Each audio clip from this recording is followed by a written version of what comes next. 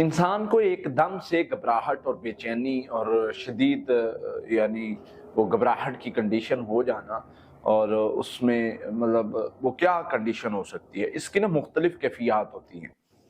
बाज़ लोग इसको पैनिक अटैक कहते हैं, जिसमें इंसान अचानक घबरा जाता है, हार्ट बीट तेज़ हो जाती है, हाथ पांव फूल जाते हैं, सांस मुश्किल होना शुरू हो जाता है, सांस फूल जाता है।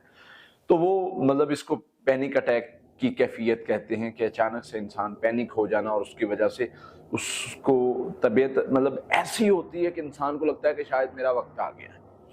अब ये एक पैनिक अटैक, ये एक अलग टॉपिक है कि इसको कैसे कवर करना है, इस कंडीशन को कैसे कवर करना है। हम आते हैं इसकी वजूहात पर। दूसरी कैफियत क्यों होती है वो भी मैं पहले जिक्र कर दूं। दूसरी कंडीशन होती है जिन लोगों के साथ स्टमक का इशू बहुत ज्यादा होता है। अगर हम इसको डीपली देखें तो ये दोनों कैफियत मिलती जुलती इस एतबार से हैं क्योंकि ये दोनों का ताल्लुक दिमाग के साथ है।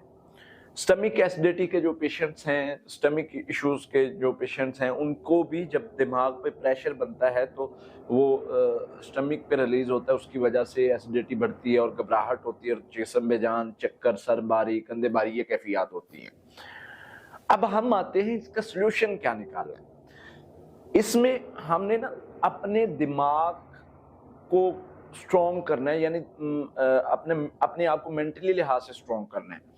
उसकी रीजन ये है कि जब तक हम यहाँ से स्ट्रॉन्ग है ना, हम मतलब अपनी पूरी बॉडी को मैनेज कर सकते हैं। फॉर एग्जांपल मेरे साथ एक दफा मतलब डाइट की थोड़ी प्रॉब्लम की वजह से कुछ मैं डाइट नहीं ठीक ले रहा था और सफर में था और बस इसी तरह से खाने खा रहा था, तो मुझे प्रॉब्लम बन गया। अब मुझे प्रॉब्लम बना और वो प्रॉब्लम, अब मैं बिस्तर पे लेट रहा हूँ और मुझे फील हो रहा है कि मुझे चक्कर आ रहे हैं, मेरी बेड घूम रहा है और मैं लेट रहा हूँ तो मुझे सांस का प्रॉब्लम हो रहा है। अब मुझे तो पता था, मैं तो मेडिकली पॉइंट ऑफ व्यू से उसको देख रहा था कि मैंने स्पाइसी खाने खाए हैं 3-4 दिन से, और आज भी मैंने स्पाइसी खाना खाया और खाने के बाद ना वॉक की है और मैं कुछ देर बाद लेट गया हूँ, तो ये कैफियत तो होनी मुझे पता है।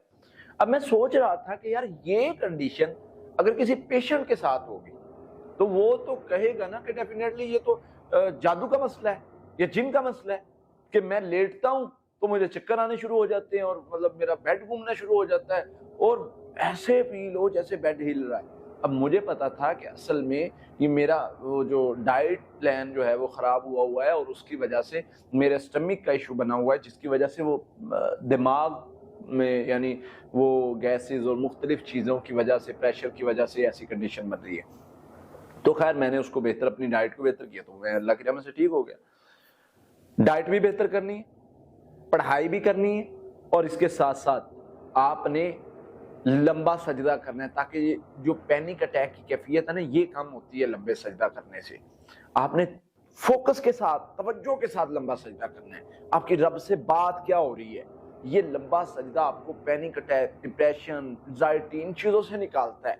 और पढ़ाई कौन सी करनी है, सूरह फातिहा 11 मरतबा, आखिरी सूरह बकरा की आखिरी 2 आयत 11 मरतबा, आखिरी 3 कुल 11 मरतबा, दुरूद इब्राहिमी 11 मरतबा, ला हौला वला कुव्वता इल्ला बिल्लाह 300 बार, औज़ु बिल्लाहि मिनश शैतानिर रजीम 300 बार। ये पानी पर दम करें, पानी को पिए, पानी से मुंह धोएं। अल्लाह की रहमत से ये कैफियत जो है वो नॉर्मल होना शुरू हो जाएगी और आप कुछ ही दिनों में बेहतर होना शुरू हो जाएंगे। इसको ना बस अपने ऊपर सवार नहीं करना है मुझे पता नहीं क्या होगा, मैं मरने लगूँ, नहीं, नॉर्मल ले, ठीक है मेरी कैफियत है। अब जो मेरी कैफियत, मैंने जो अपना वाकया बताया, मेरी कैफियत जो हो रही थी, अगर मैं इसको अपने ऊपर सवार करता तो मैं तो हॉस्पिटल पहुंच गया था, लेकिन मैंने इसको नॉर्मल लिया। ठीक है यार, मेरी थोड़ी स्टमक की वजह से हो रही है तो मैं इसको मैनेज करता हूँ, कोई मसला नहीं। थोड़ी देर मैंने अपने आप को थोड़ी वॉक की, उठ के मुझे याद पड़ता है कि रात का वक्त था कोई 2-2:30 बजे का और मैं लेट सोया था क्योंकि मैं सफ़र में था। तो उठ के मैंने वुज़ू किया, रकतें पढ़ी हैं और दुआ की है और उसके बाद थोड़ी सी वॉक किया, ज़िक्र अज़कार के, फिर मैं लेट के फिर मैं ठीक हो गया। तो इस तरह मुख्तलिफ कैफियत हो सकती हैं, तो इसलिए इसको अपने ऊपर सवार नहीं करना, नॉर्मल लेना। इंशाअल्लाह अल्लाह की रहमत से, अल्लाह के फज़ल से आप ये करने से बेहतर हो जाएंगे।